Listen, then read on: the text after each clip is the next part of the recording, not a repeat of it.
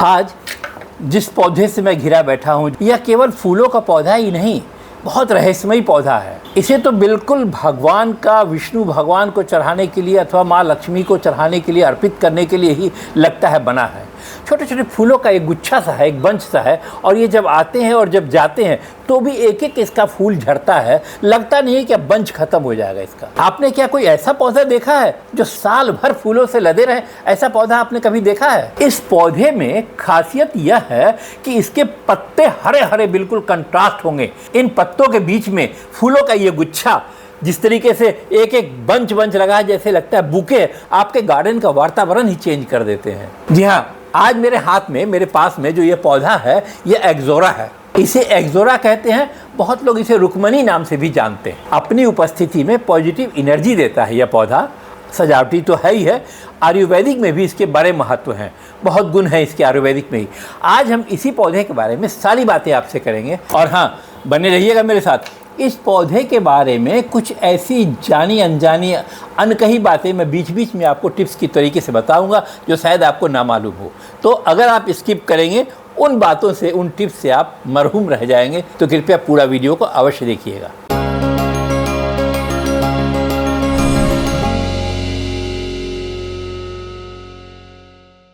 नमस्कार, मैं तरुण चोपड़ा। जैसा मैंने आपको बताया, एक रहस्यमयी पौधे के बारे में हम बात कर रहे हैं, एक्सोरा। एक्सोरा छोटा सा नाम देखने में लगता है, परंतु इस नाम का एक अर्थ निकलता है। एक्सोरा प्लांट को सीधे ईश्वर से जोड़ते हैं। कई रंग के फूल इसमें आते हैं, और एक तो ये जो हमारे पास है देसी वैरायटी है, और ये जो छोटा वाला है ये हाइब्रिड वैरायटी है। देसी में तो आपको जिस तरह दिखाया है मैंने, गुलाबी, लाल, लेकिन जो हाइब्रिड वैरायटी है इसमें पीला, इस सिंदूरी सा कुछ कलर, लाल और सफ़ेद भी देखे गए हैं। सैकड़ों इसके कलर आते हैं। कई जगह इसे परपेचुअल फ्लावर कहते हैं, क्योंकि ये साल भर खिलता ही रहता है, साल भर लगा रहता है। इस पौधे को जंगल जेरेनियम भी कहते हैं। केरला में इसको चेथीपो कहते हैं, और विष्णु भगवान के फेस्टिवल में इसको शुभ माना जाता है। कई जगह तो यह भी मान्यता है कि इसे घर के मुख्य दरवाजे पर लगाने से नकारात्मक ऊर्जा घर में प्रवेश ही नहीं करती है। यह पौधा सालों साल इसी तरह बने रहने वाला है। थोड़ी देख रेख कीजिए, सालों साल मुरझाते नहीं है, और साल में कई बार ये फ्लावरिंग भी करते हैं। हरी, बिल्कुल गहरे रंगों की इसकी पत्तियां, और उसमें अलग अलग रंगों के खिले हुए फूल बड़े प्यारे लगेंगे।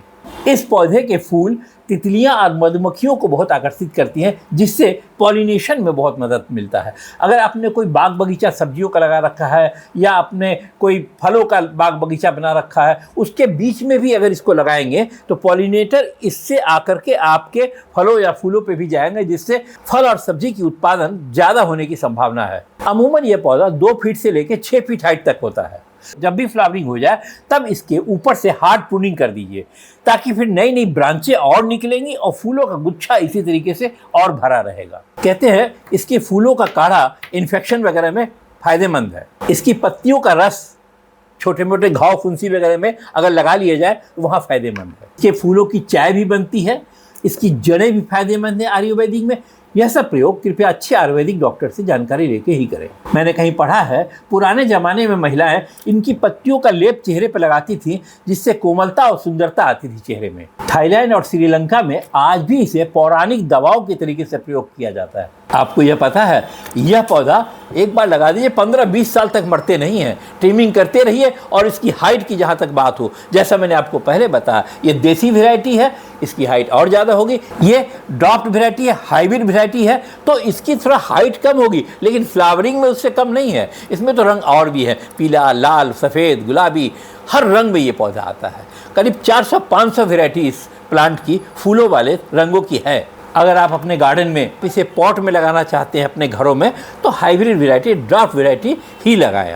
आप नर्सरी से छोटा पौधा ले आइए, गमले में लगा करके इसे बड़ा कीजिए, अथवा कटिंग से भी आप इसे बहुत अच्छी तरीके से फरवरी, मार्च और जुलाई के बाद अगस्त, सितंबर, अक्टूबर में लगा सकते हैं। कटिंग से पौधे बनाने की विधि मैंने कई वीडियो में आपको पहले भी बता रखी। ध्यान यह रहना है कि कटिंग के बाद 15-20 दिन तक इसे धूप से बचा कर रखें, हल्का वाटरिंग करें। इसके रख रखाव में इसकी सॉइल स्ट्रक्चर जब हम बनाते हैं तो उसमें बस एक बात का जरूर ध्यान रखिएगा, थोड़ा अम्लीय मिट्टी इसकी हो। 5.5 से 6.5 का पीएच अगर इसका होता है मिट्टी का, तो ये पौधे ज़्यादा अच्छे पनपते फूलते फलते हैं। इस पौधे के सॉइल स्ट्रक्चर में इस बात का ध्यान रहे कि आप इसमें मिलाएं गार्डन सॉइल, इसमें मिलाइए आप वर्मी कंपोस्ट, इसमें मिलाइए आप नीम की खाद, थोड़ा सा बदरपुर, ताकि इसकी पोरस रहे, मिट्टी निकलती रहे पानी इसके अंदर से। और हर बार की तरह थोड़ा इप्सम साल्ट और फंगस के लिए तो आप एंटी फंगल पाउडर थोड़ा मिलाएंगे ही मिलाएंगे। इसे रखें कहाँ पौधे को?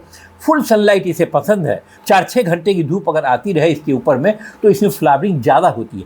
हालांकि इसे आप अगर बरामदे वगैरह में भी रखेंगे तो पौधे मरेंगे नहीं, चलेंगे, लेकिन फ्लावरिंग उतनी ज़्यादा नहीं देगी जितना कंट्रास्ट सनलाइट में रखने पे इसमें फ्लावरिंग आते हैं। तो इसको ऐसी जगह रखिए कि 2-4 घंटे तो कम से कम दिन में इसके ऊपर कड़ी धूप मिलती रहे। आपने मिट्टी बना ली, पानी इसमें उतना ही दीजिए कि मिट्टी इसकी भीगी रहे हर समय। और आप चाहें तो उंगली से इस तरीके से देख भी सकते हैं दबाया मैंने, जैसे बराबर बताता हूँ, हाथ में मिट्टी नहीं चिपक रही है, मतलब कि अब 1-2 दिनों में पानी की आवश्यकता है इसमें। जैसा मैंने बताया, इसकी सॉइल थोड़ा एसिडिक होनी चाहिए। जब भी इसका सॉइल बनाए उसमें नीम की खली जरूर मिलाए, उससे थोड़ा सा ये एसिडिक सॉइल बनती है। अगर आपके तरफ की सॉइल अल्कलाइन है तो थोड़ा उसमें चुटकी 2 चुटकी एक गमले के हिसाब से सल्फर भी अवश्य मिलाएं। उसको अच्छी तरह से मिक्स करके तब इसकी पॉटिंग सॉइल बनाएं। फ्लावरिंग ज़्यादा करेगा, पौधे हेल्दी रहेंगे। और अगर आपके तरफ की सॉइल बनाया, उसमें पौधा लगाया और सॉइल अगर एल्कलिन है तो इसके पत्ते पीले पड़ जाएंगे, पौधा भी पीला पड़ के खराब हो सकता है। इसे फर्टिलाइज़र की आवश्यकता पड़ती है, जी हाँ बिल्कुल पड़ती है। जो भी पौधा खासकर फ्लावरिंग वाला होगा, जैसे गुलाब भी है, जैसे गुलदाउदी भी है, जैसे गेंदा भी है, तो उसको हर समय फर्टिलाइज़र की आवश्यकता होगी। इसके लिए हम क्या करते हैं, मैंने जो प्रयोग किया है, हमने वर्मी कंपोस्ट तो मिट्टी में मिलाया था, नीम की खाद भी मिलाई थी, लेकिन हर 1 महीने के बाद मैं एक स्पेशल खाद इसमें मिलाता हूँ। सीवीड एक्सट्रैक्ट का ग्रेनुअल्स हम इसमें मिलाते हैं, जो गोइंग ग्रीन्स कंपनी का जियोलाइट के नाम से मार्केट में उपलब्ध है, ऑनलाइन आपको मिल जाएगा। हर 20-25 दिनों के बाद इसे हम 1 चम्मच करीब 12 इंच के पॉट में अवश्य मिलाते हैं। हल्की सी मिट्टी को गुड़ाई किया और 1 चम्मच इसमें से दाने के रूप में है हल्का छिड़काव किया, ऊपर से मिट्टी से ढक के पानी डाल दिया। जैसा मैं आपको बराबर बताता हूँ, रिकमेंड करता हूँ, इप्सम साल्ट जड़ों को मजबूत करेगा और इसकी पत्तियों और जिस रंग का फूल है और ज़्यादा गहरे रंग का आएगा। और लगभग 20-25 दिनों में फ्लावर बूस्टर ये इसमें डालिए। ये खास तौर पे जो फूल खिलने वाले पौधे हैं उनके लिए ही गोइंग ग्रीन्स कंपनी ने बनाया है। लगभग 10-12 इंच का पॉट है, 2 चम्मच मिट्टी को हिलाया, उसमें इसको डाल दिया और ऊपर से हल्का पानी उस दिन आप डाल दीजिए। जब भी प्लांट में एक आपको लग रहा है कि एक बार फ्लावरिंग हुई और फूल झड़ने लगे, अब बोलते इसके फूल एक साथ पूरे नहीं झड़ेंगे, गुच्छे नहीं, 1-1 2-2 इसमें से निकलते जाएंगे, 1-2 आते जाएंगे, पता ही नहीं चलेगा कब ये फूल खिला और कब ये झड़ने लगा। झड़ने के बाद हार्ड प्रूनिंग इसकी कर दीजिए और ब्रांचें निकलेंगी और फ्लावरिंग होगा। जब नई ब्रांचें निकलने लगे उस समय आप क्या करेंगे, हार्ड प्रूनिंग के बाद एक तो एंटी फंगल पाउडर का थोड़ा सा 1-2 ग्राम 1 लीटर पानी में डाल के इनकी पत्तियों पर छिड़काव कीजिए। और फिर उसके बाद सीवीड एक्सट्रैक्ट का liquid, plant food going greens company का सीवीड एक्सट्रैक्ट का लिक्विड है, 5 ml इसका 1 लीटर पानी में डाल के पत्तों पे और इनकी तनों पे छिड़काव कीजिए। जब कटिंग के बाद आपने छिड़काव किया है, अगले सीजन में अथवा 20-25 दिनों के बाद जब इसको छिड़काव करते हैं तो फटाफट अच्छे फूलों से यह पौधा लद जाएगा। क्या आप जानते हैं, ये लाल एग्जोरा के फूल जो है माँ लक्ष्मी को चढ़ता है, बहुत प्यारा लगता है उन्हें, बहुत पसंद है उन्हें। एक अननोन फैक्ट इसका यह भी है, कई लोग नहीं जानते हैं, ये पौधा जब फूल खिलता है तो उसके बाद जैसे मैंने बताया धीरे धीरे 1-1 कलियाँ इसकी जो अंदर छोटे छोटे फूल है 1-1 वो मुरझाते हैं। इसका भी एक रीजन है, इसकी एनर्जी धीरे धीरे रिलीज होती है। वाइल्ड लाइफ गार्डनर्स जो है वो इसे बटरफ्लाई नर्सरी प्लांट कहते हैं। एक्सोरा प्लांट हमें यह भी सिखाता है कि जीवन में जैसे इसके छोटे छोटे फूल हैं और गुच्छे भर जाते हैं, उसी तरीके से जीवन में छोटी छोटी खुशियाँ भी हमें कई रंगों से ओत-प्रोत कर देती हैं। हमें इस पौधे को फ्लेम ऑफ वुड्स भी कहा जाता है, क्योंकि इनके जो फूल होते हैं लाल, इस तरीके से आग के तरीके से चमकते हुए नजर आएंगे, जैसे एक ज्वाला भड़क रही हो। क्या आप जानते हैं, एक्सोरा पौधे को लैंडस्केपिंग के दुनिया में किंग ऑफ सर्ब्स कहा जाता है, यानी इस तरह के जो छोटे पौधे होते हैं उनका राजा है ये। इसका कारण क्या है मालूम? इसका कारण यह है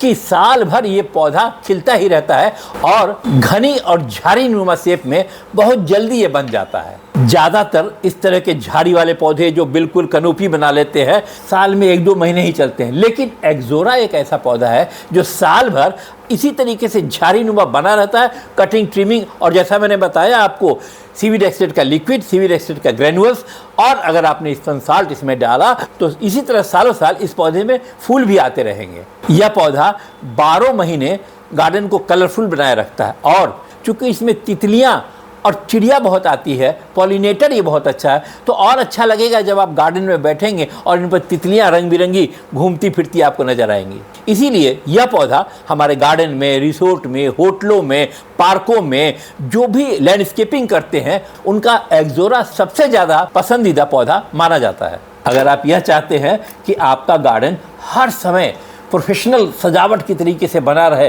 तो एक्सोरा हमारे गार्डन में, हमारे रिसोर्ट में, होटलों में राजा की तरह खूबसूरती लाता है, शोभा बढ़ाता है। एक्सोरा पौधे के जो फूल हैं हमें यह भी सिखाते हैं कि जैसे ये पूरा बंच में खिलता है, हमें भी टीम वर्क करना चाहिए, मिलजुल के साथ रहकर साथ काम करना चाहिए, जिसे संगठन में बल कहते हैं वो मिलता है। जैसा मैंने आपको फर्टिलाइज़र के बारे में बताया, पॉटिंग मिक्स के बारे में बताया, अगर आप पॉटिंग मिक्स बना लेते हैं तो बहुत ही अच्छी बात है, अन्यथा ये सारे ही फर्टिलाइज़र, पॉटिंग मिक्स और ये ड्रॉट वैरायटी का प्लांट अगर आप इसे ऑनलाइन परचेज करना चाहते हैं तो लिंक मैं नीचे दे दूंगा, उस लिंक से इन पौधों को, इन फर्टिलाइज़र को परचेज कर सकते हैं। अगर आप इस पौधे के बारे में अथवा और किसी पौधे के बारे में कुछ या गार्डनिंग के बारे में कुछ जानना चाहते हैं, हमसे पर्सनल जुड़ना चाहते हैं तो उसका लिंक मैंने दे दिया है, फॉर्म भरिए और इंस्टाग्राम पर भी आप मुझे डायरेक्ट डीएम कर सकते हैं। इस पौधे को अपने घर लेके आइए, अपने घर में लगाइए और देखिए कैसे पॉजिटिव एनर्जी से आपका घर रोशन हो जाता है। अगर मेरा यह वीडियो आपको पसंद आया हो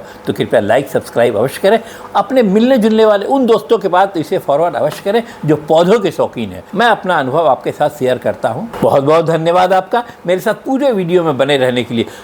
बने रहिएगा, बहुत जल्द मिलते हैं हम आपसे अपने अगले और नए वीडियो में।